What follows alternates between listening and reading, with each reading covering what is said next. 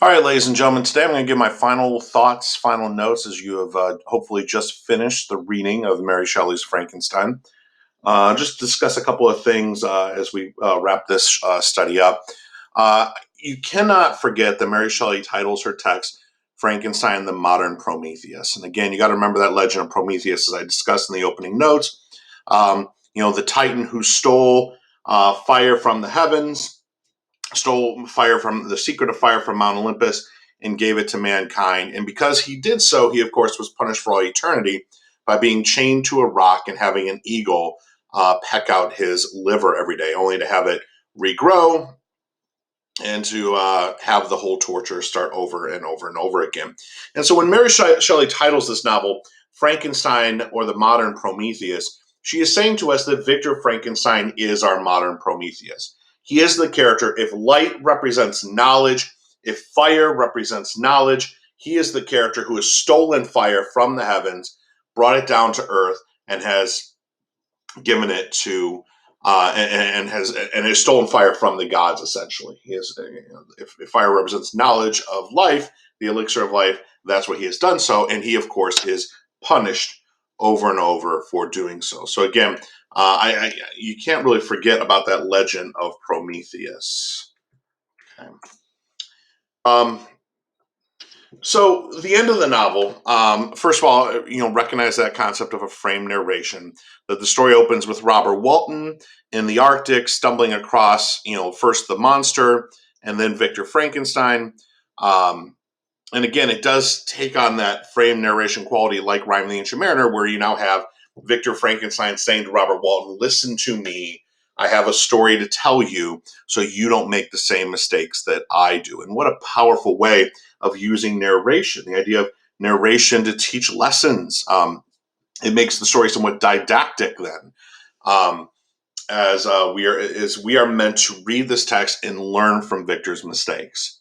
And then we go through the text. Victor describes his childhood, the death of his mother, heading off to college, chapter 5, the creation of the monster, and then, of course, abandoning it. And again, over and over again in this text, we see that motif of ineffective parental figures. Again, Robert Walton, Robert Walton wanted to go be an explorer, wanted to be a sailor, and his father forbade it. And so it wasn't until he had come into money later in his life that he was able to go on his journey. Henry Clerval wants to go off and study in college, but if his father doesn't support him, says, you don't need to go to college. You're just going to be a merchant like me. You don't need college for that. And then Victor Frankenstein's own father, when he goes to him with his interest in alchemy, tells him that it's sad trash, that he shouldn't be reading it. Over and over again, obviously, Victor fails to father his own child. Safie's father treats her terribly. So over and over again in this text, we see this motif of ineffective parental figures. And I think that's a reflection of Mary Shelley's own life, the fact that her own mother died in childbirth, giving birth to her, and the fact that her father was often not around, was a little bit distant with her, and led her to be essentially raised by Claremont. So, that motif plays a role throughout most of the text. And then we do see, the monster giving his narration, that third level of the frame narration. The monster talks about what has happened to him over the course of the novel. And as we get into those chapters 11 and 12, we see how sympathetic the monster is. You can feel bad for the monster. But obviously events change that. The continual rejection, the tragedy of what happened with DeLacy and his family, all this is too much for the monster to handle, and it does turn the monster evil. And so the monster goes to get his vengeance, and all of this leads to that incredibly climactic scene in chapter 24. Some of the best writing in the book when you think about it. That scene where Victor's chasing his monster through the Arctic. There's nothing left for Victor at this point. Remember at the beginning of the text when we met Victor, I'd said to you, what do you think is going to happen in this text that would possibly cause Victor to be so desolate in chasing this monster across the Arctic? Well, you now have the answer. And so Victor has been chasing this monster. And the monster should not be able to be caught by Victor, obviously. The monster is much stronger than him. And yet the monster slows up. He leaves writings on trees. He leaves food for Victor to keep him going. For the monster, the complexity of chapter 24 is that the monster doesn't want to be caught by Victor. He'll know Victor will try to kill him. But he also doesn't want Victor to stop chasing him. In some kind of sick way, it's almost like the monster's finally gotten what he's wanted, which is to be acknowledged and given attention by his father.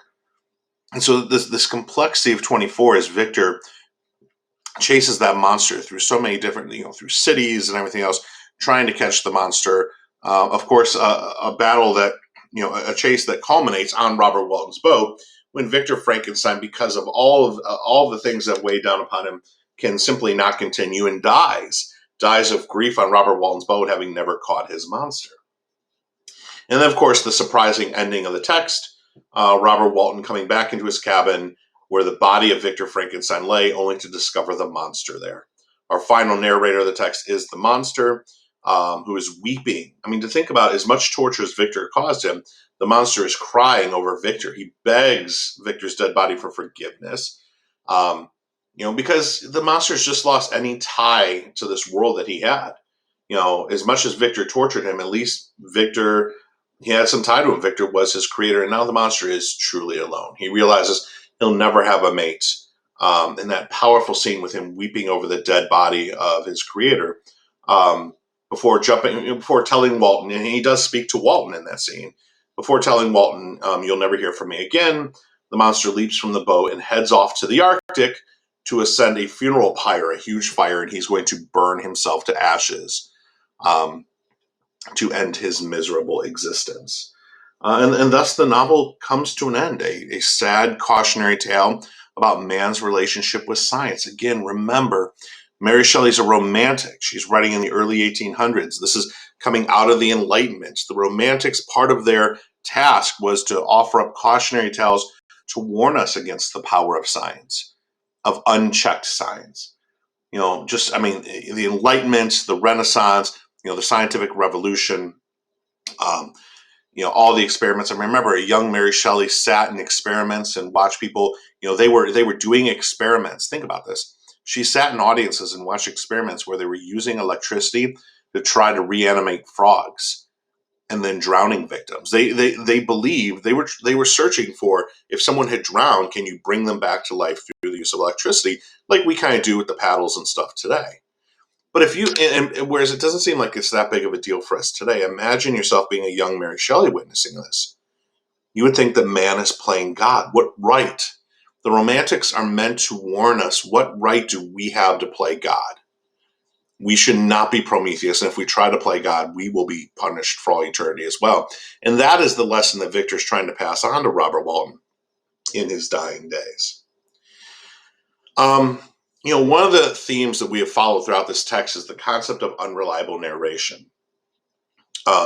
It's very easy to see. I mean, if we start with Victor, it's very easy to see that Victor's narration is unreliable, right? Victor admits in 21, at the end of chapter 21, the last paragraph, Victor admits to taking laudanum. And as we have talked about before, laudanum was an opiate. It was a drug that was used. It was used to treat depression. Basically, back in the time, if you were depressed, if you were feeling down, the doctor's prescription was, here, have some laudanum, get high, you'll feel better. And so it was a very common use. We know that William Blake, we know that Samuel Taylor Coleridge, the guy who wrote Rhyme of the Ancient Mariner, was addicted to laudanum. A lot of these guys were using laudanum. And we do know that summer of 1816 in Geneva, Switzerland, Dr. John Polidori had brought a lot of laudanum with him. And so they're stuck indoors, Percy Shelley, Mary Shelley, Claire Claremont, Lord Byron, and John Polidori. They're doing a lot of drugs and reading ghost stories. That's the formula for writing a great ghost story or a great scary story. They were hallucinating.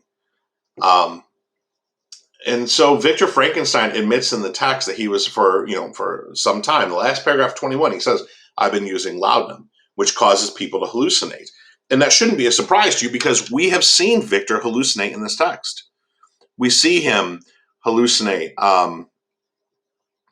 in chapter 5, when Walton comes back to the apartment, he's thrown himself around imagining that the monster has come in the room and is thrashing him. Several times he's been jailed after the murder of Clerval. He's jailed, and He's crying out that he's being attacked in the jail cell when there's no one there. We see Victor hallucinate over and over and over again in the text. And once you acknowledge that, you have to ask yourself, what else has he been hallucinating? What else is not true? All of this leads into this concept of the unreliable narrator. The fits and fevers as well throughout the text. Read it again sometime and notice how many times Victor Frankenstein seems to um, pass out. That's a very powerful thing as well.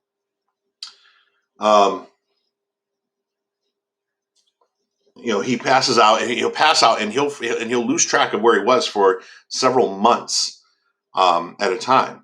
That's obviously contributes to our concept of unreliable narration. So, of course, we have to ask ourselves, what do we believe is true in this text? But the unreliable narration doesn't stop with Victor. You could look at the monster and ask ourselves, do we truly believe the story the monster is giving to us? I mean, obviously, the monster would have reason to color his story and make him look better, but then also Robert Walton as well. Robert Walton, remember, the whole story is coming from him as he's writing this to his sister. And the question you have to ask is, why would Robert Walton be unreliable? Well, Robert Walton in letter 2 talks about how lonely he is, talks about that he has no friend. And so, of course, when he sees someone like Victor Frankenstein, he's sympathetic for Victor. In those opening letters, he talks about how much he cares about Victor, how much he loves him. That's a pretty powerful thing. And it's not that much of a stretch to wonder if Robert Walton may be a little bit unreliable, as if to paint the story to make Victor look more heroic than he really was. So there's a lot of examples of unreliable narration in this text. Now, one of the questions I frequently get is about the image of the monster. This image that we become so used to with the green mask and the bolts in the neck and everything else. And so I do want to take just a moment and talk a little bit about some of these images and where they come from. Frankenstein is initially published in 1818. And when it's published in 1818, it's an immediate success. I mean, it was one of the great books of 1818. It was well read. It was very controversial. A lot of people were upset by it. Obviously very religious people were like, wait a minute, this is a book about a man playing God. How can you publish this? It was published in 1818 anonymously. So Mary Shelley's name was not on it in 1818 because, again, there were some concerns about would people read a book written by a woman? And so it was published anonymously. And immediately, by the 1820s, the text had become so popular that it started to manifest itself in the theater community in London. And if you know anything about London theater, the theater in London at that time, it was very kind of operatic. And what I mean by that is a lot of the plays were held indoors in these these kind of like basement studios. It was very smoky. The rooms were very tight, were very warm. The audience was not very well behaved. Oftentimes people would be talking during the play. People would be fooling around, things like that. And so, number one, if you were going to make a play, if you're in the 1820s and you're making plays, number one, you have to be very loud and operatic. It's got to be very exciting because you got to hold people's attention. Kind of the same story with William Shakespeare and the way he wrote his plays. You had to be operatic about it. You had to be loud. You had to pull people's attentions. They talk about the plays were overly dramatic. The characters would jump up and down on stage and wave their arms in these overly dramatic gestures. But really what it was so that the people in the back could know who was talking. So they knew which character was talking. It was that kind of environment. And so Frankenstein lent itself very well. And these directors love the idea of the iconic laboratory scene, which has evolved into the Gothic-style castle with the lightning rod and Victor crying out, "It's alive!" and the creation of the character of Igor, who's never in the book. It all becomes very operatic. And they would use these really cheesy special effects to create thunder and lightning, and it was something that would hold people's attention. So the over-the-top description of the laboratory and the monster coming to life and Victor being overly dramatic and the hunchback Igor character and the words "it's alive," which never appear in the text, all of that is a manifestation of the theater community in the 1820s. You follow that up You follow that up with you follow that with film in the early 20th century. And we, of course, the early 20th century, the advent of film. In fact, Thomas Edison, one of the first films that they ever made was a Frankenstein movie, a really creepy Frankenstein movie.